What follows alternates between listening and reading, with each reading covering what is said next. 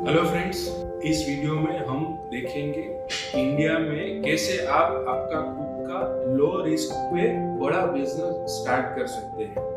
आज मैं आपको 6 ऐसी प्रोडक्ट्स बताऊंगा जिसमें बहुत ही कम इन्वेस्टमेंट लगेगा, बहुत ही कम रिस्क है और आप उसको इनिशियली स्टार्टिंग करने के लिए आप उसको स्टार्ट कर सकते हैं। हेलो फ्रेंड्स, मेरा नाम मनीष है। मैं फाउंडर हूँ इन्फिनिटी एडू स्किल्स का। अगर आपने हमारी चैनल सब्सक्राइब नहीं किया तो प्लीज बिना भूले आप हमारी चैनल सब्सक्राइब कर दीजिए। फर्स्ट प्रोडक्ट जो बहुत ही डिमांड में है वो है गारमेंट इंडस्ट्रीज। आप सब लोगों को पता है कि India all over the world 22% अपनी कॉटन की प्रोडक्शन को शेयर करता है सेलिंग पॉइंट ऑफ व्यू से। तो ये एक बहुत ही बड़ा मार्केट है जहाँ पे हम इनिशियली स्टार्ट कर सकते हैं।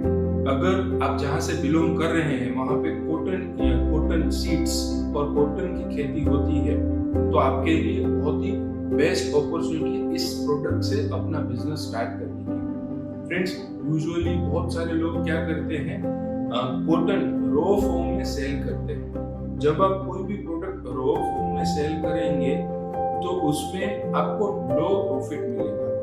तो यहाँ पे आप क्या कर सकते हैं, यहाँ पे आप रॉ फॉर्म कॉटन को परचेस करके उसको फिनिश गुड में कन्वर्ट करिए। कैसे कन्वर्ट करेंगे? इन द फॉर्म ऑफ हम उसको गारमेंट इंडस्ट्री की प्रोडक्ट्स बनाएंगे। जैसे आप क्लोथ्स, शर्ट्स, अपैरल्स, कुछ वेयरेबल्स और कुछ नॉन वेयरेबल्स, कोई ऐसी चीज जो हम लोग पहनते हैं जो हमारी बेसिक नीड है, और कुछ ऐसी चीज है जो हम डे टू डे लाइफ में यूज करते हैं। जैसे नैपकिन्स हो गए, बेडशीट्स हो गई, बहुत सारी ऐसी कॉटन की प्रोडक्ट्स है, कर्टेन्स हो गए जो हम यूज कर सकते हैं। तो आप अगर इनिशियली स्टार्ट करना चाहते हैं तो रॉ मटेरियल का सोर्स बहुत अच्छा है।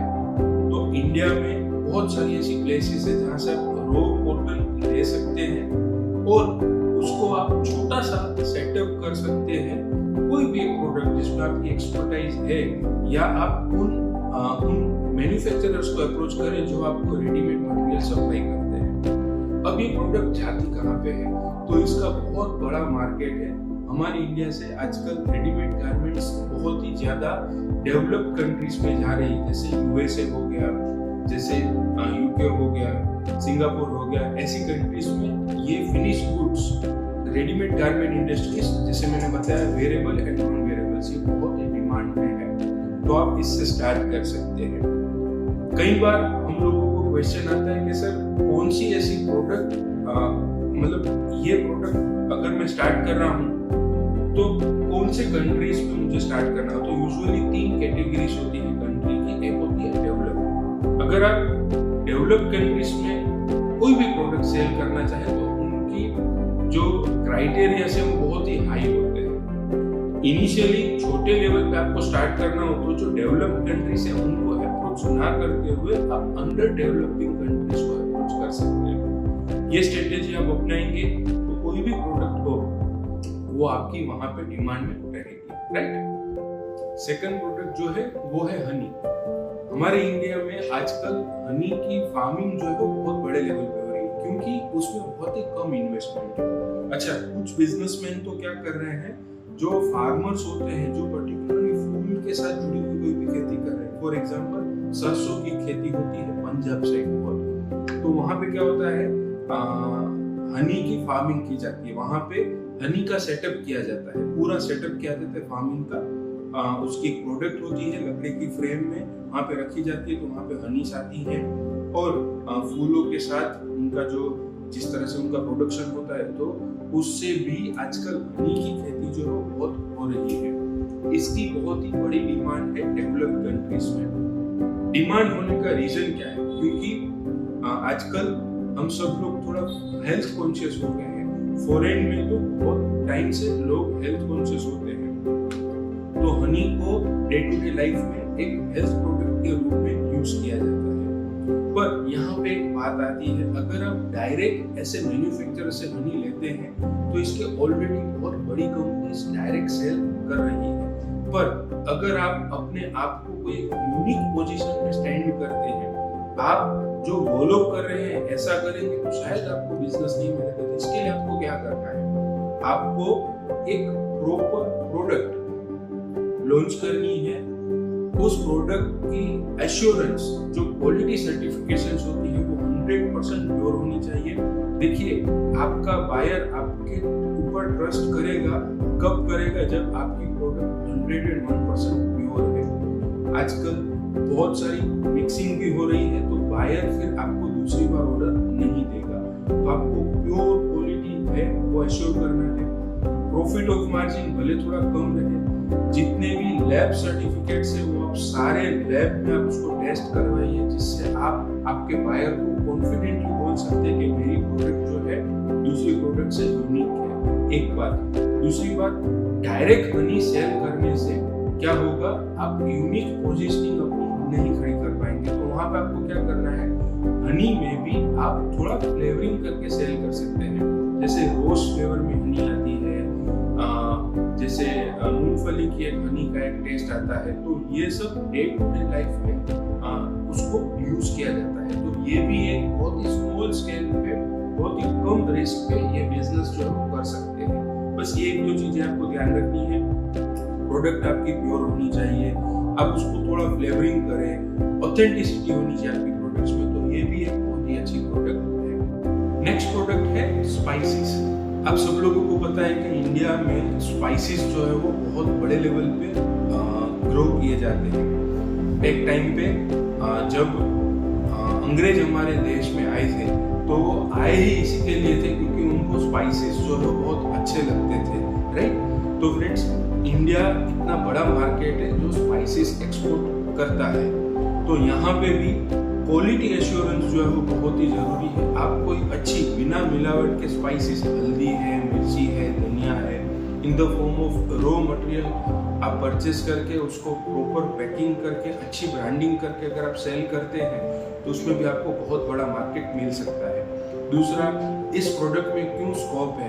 क्योंकि आप सब लोगों को पता है कि हमारे जो NRIs हैं, जो इंडिया के हैं बट जो विदेश में रहते हैं, तो उनको उनके ट्रेडिशनल फूड में इंडियन ऑथेंटिकेट स्पाइसेस मिलेंगे तो they are ready to buy, and वो कोई भी कॉस्ट देने के लिए रेडी है।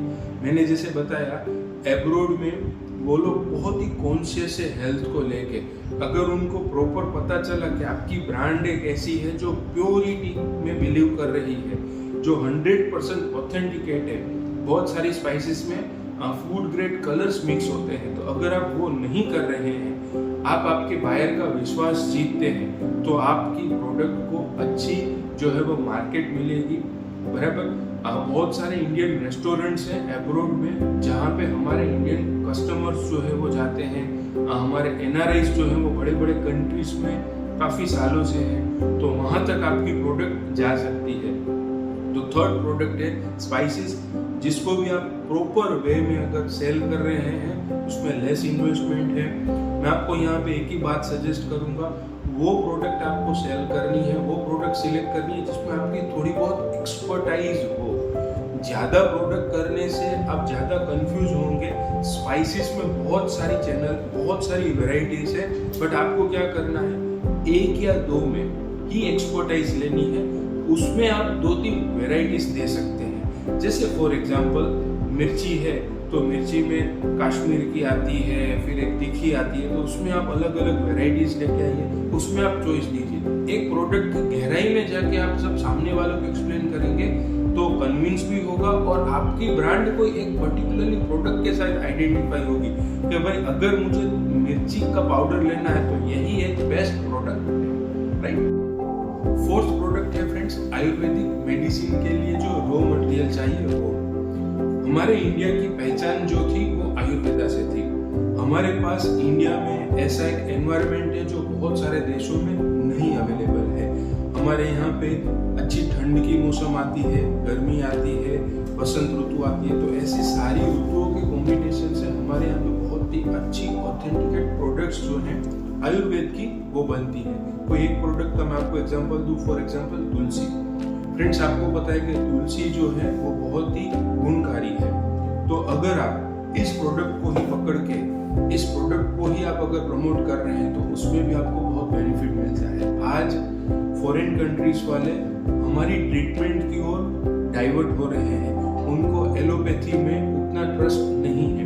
एक उनकी कॉस्ट एलोपैथी की और एक उसकी जो साइड इफेक्ट्स हैं, ये दोनों प्रॉब्लम्स की वजह से वो लोग इंडियन मेडिसिन को ज़्यादा प्रेफर कर रहे हैं। और जैसे तुलसी या जितनी भी आयुर्वेदिक प्रोडक्ट्स हैं, उन सब प्रोडक्ट्स का एक अच्छा बेनिफिट है, वो बहुत कॉस्टली नहीं है, और दूसरा उसकी साइड इफेक्ट्स नहीं है।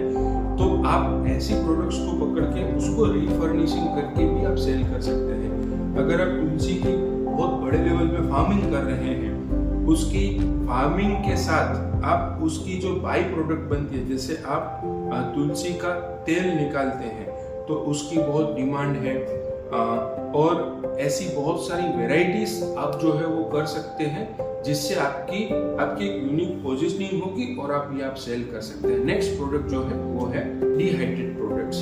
आप सब लोगों को पता है कि हमारे यहाँ से बहुत सारी प्रोडक्ट्स ऐसी हैं जिसकी सेल्फ लाइफ जो है बहुत ही कम है। वो 5-7 दिन में या 8-10 दिन के बाद वो खराब हो जाती है, जिसमें पानी का पोस्चर ज्यादा होता है।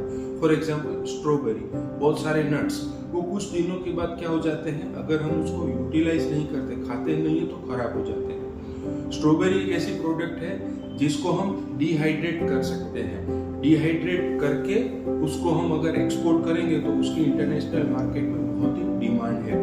इंटरनेशनल बायर्स, खास करके जो डेवलप्ड कंट्रीज हैं, यूएस, यूके, ऑस्ट्रेलिया, कनाडा, वहाँ पे वो लोग डिहाइड्रेट प्रोडक्ट्स स्ट्रॉबेरी को एज ए स्नैक्स यूज करते हैं।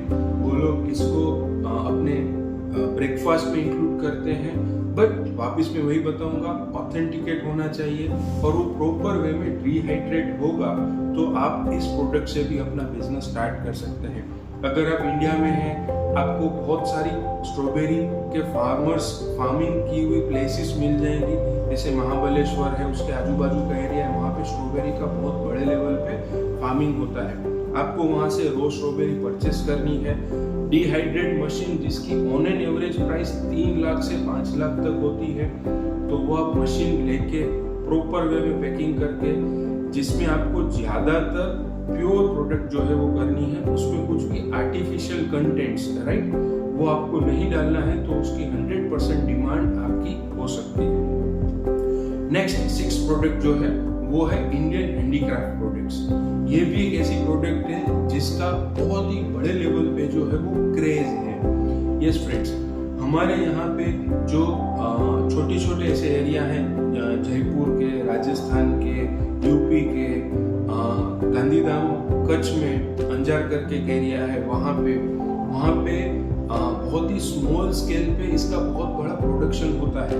बट ये लोग जो मैन्युफैक्चरिंग कर रहे हैं वो स्किल्ड मैन पावर है, बट उनको इंटरनेशनल लेवल पे लेके जाना वो उनके अंदर आर्ट नहीं है। तो आप अगर वहाँ पे जाके इन प्रोडक्ट्स को परचेस करते हैं और उनको आप अगर सैंपल बेच के इनिशियली इस तरह से भी आप स्टार्ट कर सकते हैं। एब्रोड में हैंडमेड प्रोडक्ट्स का बहुत ही बड़ा मार्केट है। उन लोगों को इसको एज ए एसेसरीज अपने घर में एक डेकोरेशन के आइटम के तौर पे ये लोग इसको बहुत ही यूज कर सकते हैं। तो ये भी एक ऐसी प्रोडक्ट है जो आप यूज कर सकते हैं। Thank you friends, I hope आपको मेरा ये वीडियो यूजफुल लगा होगा। जो मैंने आपको बताया उसमें लो रिस्क है, लो इन्वेस्टमेंट है। मैं आपको यही सजेस्ट करूंगा, वापस आपकी एक्सपर्टाइज उस प्रोडक्ट में आप डेवलप करिए, आप बायर्स ढूंढिए और उनसे इनिशियली स्मॉल स्केल पे 100% एडवांस पेमेंट का पहला प्रेफरेंस रखिए। अगर कोई 100% एडवांस पेमेंट दे रहा है यानी वो जेन्युइन बायर है। अगर वो 100% पे नहीं मान रहा है तो आप उसको बोलिए कि मुझे आप 70% दीजिए। 70 से आप बार्गेनिंग स्टार्ट करिए, 50 करिए, 30 करिए। तो इस तरह से आप आपका बिजनेस स्टार्ट कर सकते हैं। अगर आप 30, 40, 50% एडवांस ले रहे हैं, बाकी का पेमेंट आप उसको बोल सकते हैं कि हम आपको जो BL होती है, शिपिंग इंडस्ट्री में BL क्या है, मेरे एक नेक्स्ट वीडियो में मैं आपको बताऊंगा। तो वो BL की स्कैन कॉपी आप उसको देंगे तो उसको ये प्रूफ हो जाएगा कि ये पर्सन ने कंसाइनमेंट शिपमेंट कर दिया है। तो आपने 50% एडवांस ले लिया, 50% जब आपने मटेरियल पोर्ट में दिया, आपको जो BL इशू हुई है तो 50% वो आपको जब आपकी BL आप स्कैन कॉपी करेंगे। तो इस तरह से लेस इन्वेस्टमेंट से भी आप इस फील्ड में अपना बिजनेस स्टार्ट कर सकते हैं। Thank you and good bye.